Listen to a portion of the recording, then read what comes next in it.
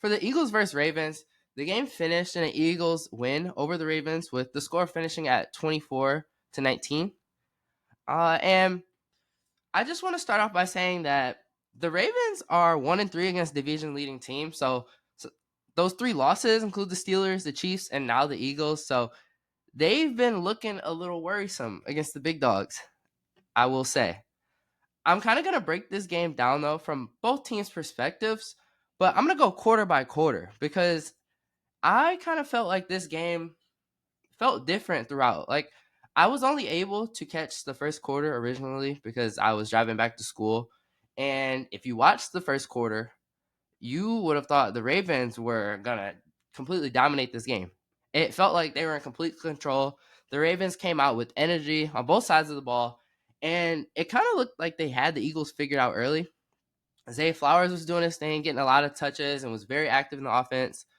Mark Andrews, he had a bunch of highlighting catches, and then he had one big catch where he kind of had to jump up over three defenders, which he was just showing out. But they finally scored, and then Justin Tucker missed the extra point attempt. And I want you to kind of hold on to that because his name's going to come up a few times throughout this game, Justin Tucker. But also, their defense just did a solid job holding the Eagles to short drives. Like, they weren't able to get a lot going. There wasn't a lot of flow for them. And then on the Eagles front, like I just mentioned, they started off very slow offensively, and their defense wasn't doing a great job containing the Ravens. But then as you move on to the second quarter, that's where things started to shift a bit. And like I mentioned, the Ravens were in complete control if the game was only the first quarter. And if that's all that mattered, they would have won this game. But as things continued on, the same problems that the Eagles had in the first quarter kind of plagued the Ravens in the second quarter. They struggled on offense, and their momentum kind of halted after that missed extra point attempt. And they just couldn't get a stop against the Eagles on offense. Jalen Hurts, he started to find his rhythm. He was using his legs to extend plays, throwing short passes to kind of get his rhythm together. And there was a bit of Saquon Barkley thrown in there to kind of wear down the Ravens defense. But Saquon didn't even get going until the fourth quarter, really. But Hurts, he just kept doing his thing. He was throwing little mid-range passes right in the middle of the field and connecting with receivers. Just doing a great job. And I saw a fun fact after one of his QB sneaks, but the Eagles are now 23-28 on QB sneaks this season, so that has just been completely unstoppable for them. But in the second quarter, they had 2 touchdowns to take a controller lead heading into halftime. Now, you come out in the third quarter, and the Eagles kind of made another adjustment to make sure that they were containing Lamar Jackson. Like, they were kind of limiting his ability to scramble. Like, he wasn't getting a lot out of that. And Justin Tucker in the third missed 2 field goals, which that's 6 points. The Ravens lost by what? 5? So looking back, that was a big moment in the game, and it kind of the Ravens would get right there, and then he missed a field goal, and that's for your team. And while the Ravens were missing field goals, the Eagles also couldn't do anything offensively. So the third quarter was kind of a wash. And then the fourth quarter came around, and the Ravens just couldn't stop Saquon Barkley.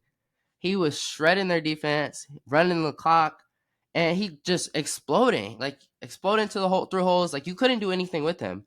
And he finally sealed the game essentially with that big 30-yard run where he broke like 2 tackles, and he was just moving so fast. And it just kind of looked like the Ravens couldn't do anything with him. And this game is potentially a playoff preview. Who knows? But I kind of think it showed 2 things.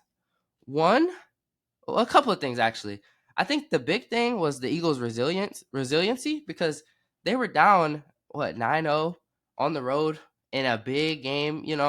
Like, they could have easily just folded, let go of the ropes, but no, they showed that they had grit. They were able to fight back, and they made it a game. Now, I just think the resiliency, they leaned on Jalen Hurts and his versatility, and also Saquon Barkley, obviously, doing his thing on the road late in the game. Like, he was amazing, as to be expected. But on the Ravens front, I think the biggest thing that you can take from this, their struggles against the top teams. And I think the biggest thing with that has been execution. And specifically, like, Tucker's missed kicks and the mixed field goals, because that stuff comes back to bite you. the little things always come back to bite you. Those little misses here and there, and it showed up in a big way. And he's been pretty bad this season for his standards. He's leading the league right now in missed field goal attempts and missed kicked attempts in general. And I've seen a lot of people saying like, "Oh, you got to make part ways with him," and I hear it, I understand it, but he also is one of the most accurate kickers in history. Like I think it's he's not number one now, but he had like the highest field goal percentage of all time. He moved slightly below to number two, but his legacy and like reputation, you kind of got to just hope that he turns things around.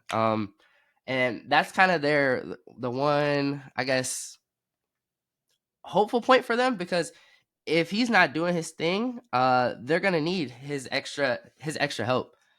But I still think the Ravens are still a formidable team. It was a bad loss, I will say, at home. Um, but I don't think, I guess people's outlook on the team, I don't think it should drop that much because I don't think they played a terrible game. Um,